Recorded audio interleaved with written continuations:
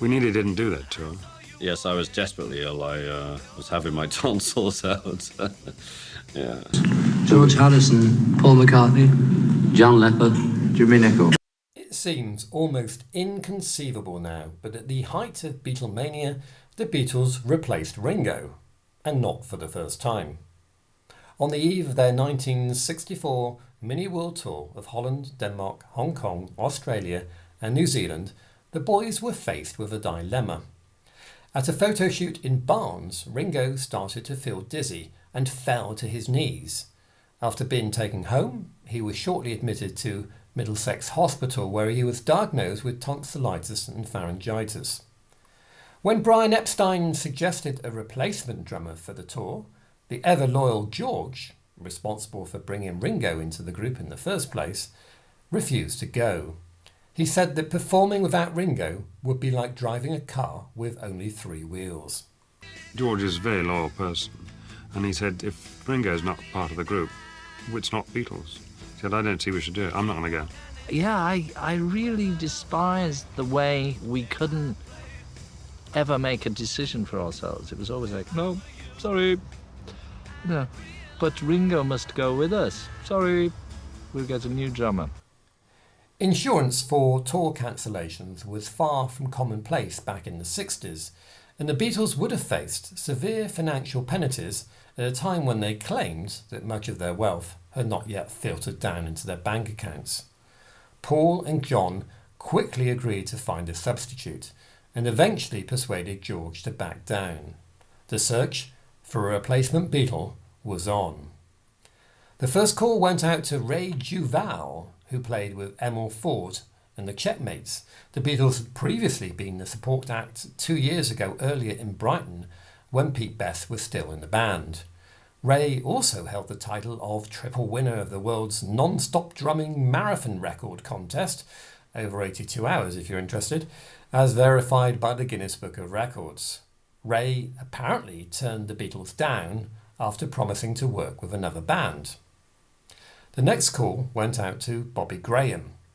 He had played with Joe Brown and the Brothers and had been one of the drummers approached when the Beatles decided to part company with Pete Best. With a young family to support, Bobby opted for the security of full-time session work. He would frequently play 3 sessions a day, starting at 10 o'clock in the morning and finishing at 2 a.m. the following morning. He went on to play on several #1 singles. So, with the clock running down, George Martin urgently phoned Jimmy Nicol. Brian Epstein had met Jimmy at a session for Tommy Quickly, which George Martin had also produced. Right. I didn't think there was much drums in it at all, actually, on the... It's 2 percussionists, with the rattle, which sounds correct on the demonstration, yes. Jimmy was not only available, but had drummed on budget label cover versions of Beatles songs, so was familiar with Ringo's parts. Based just around the corner, Jimmy made his way tout de suite to EMI Studios in Abbey Road to meet and spend just 1 hour rehearsing with John, Paul and George.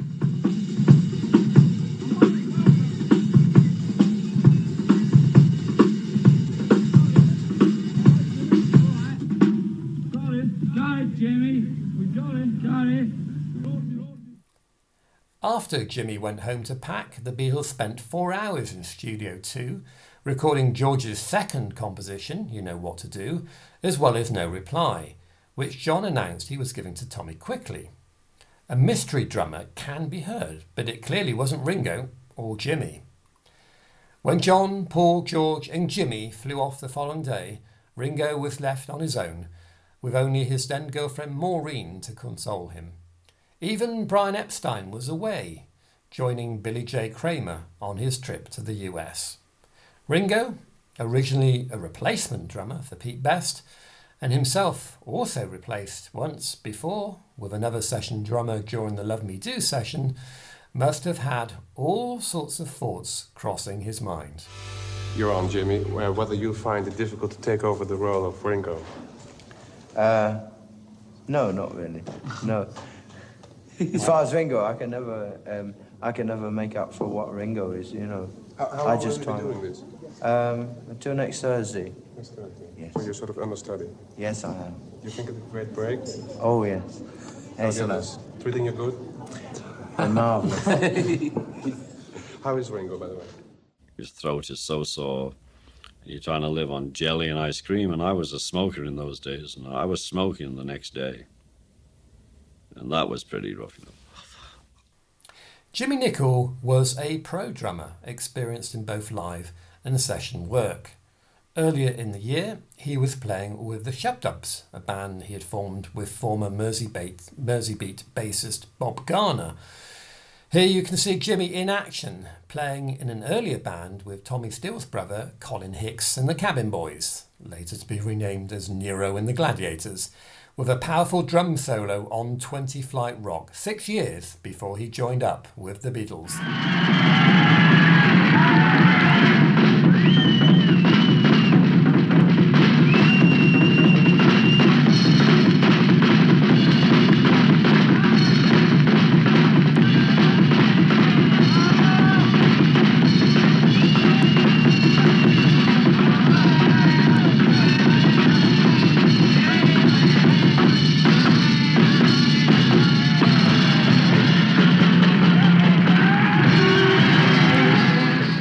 At short notice, a wardrobe lady was drafted in to give Jimmy the regulation Beatle haircut. With no time to tailor him a bespoke suit, he simply wore Ringo's, with neither the trousers nor the jacket fitting. Just 27 hours later, Jimmy appeared behind Ringo's Ludwig drum kit at the KB Hallen in Copenhagen, going on to feature in a whirlwind 8 shows. And if you ever wondered what the Beatles sounded like live without Ringo...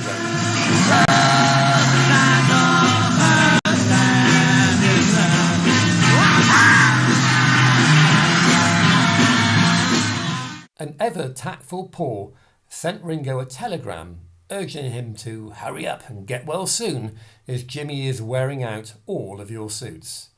Paul was apparently quite fond of Jimmy. He was particularly amused when Jimmy would miss the count-ins for She Loves You and sconce in eyeing up the girls in the audience. Paul asked him how he was getting on each day, which was met with the same reply: "It's getting better."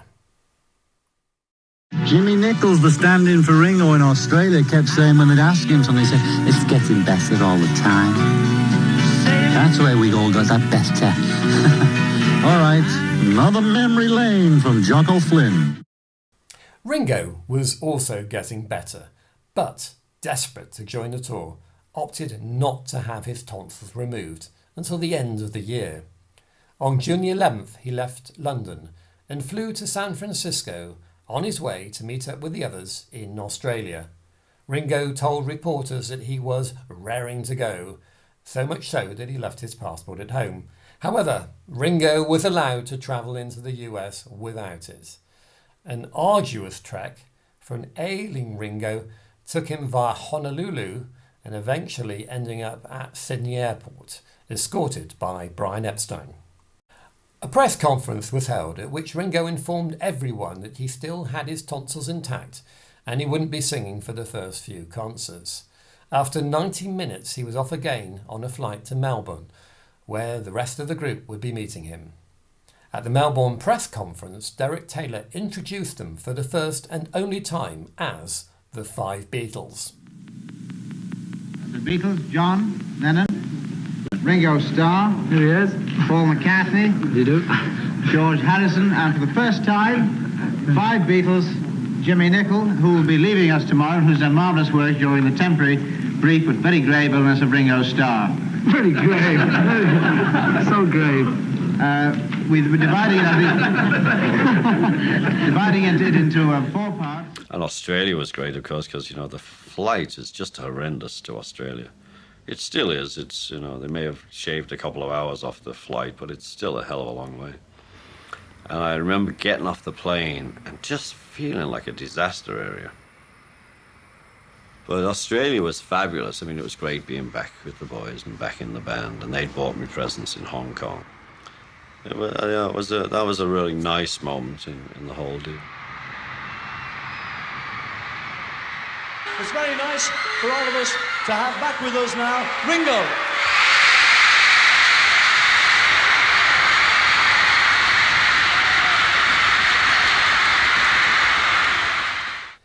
Jimmy was never destined to replace Ringo permanently. He couldn't sing, was older than the rest, and being a Southerner, very far from having the requisite Scouse wit. At Melbourne Airport, on his return back to London, Brian Epstein presented a solitary Jimmy with a cheque for £500, around $10,000 in today's money, and a gold Eternomatic watch inscribed from the Beatles and Brian Epstein to Jimmy with appreciation and gratitude.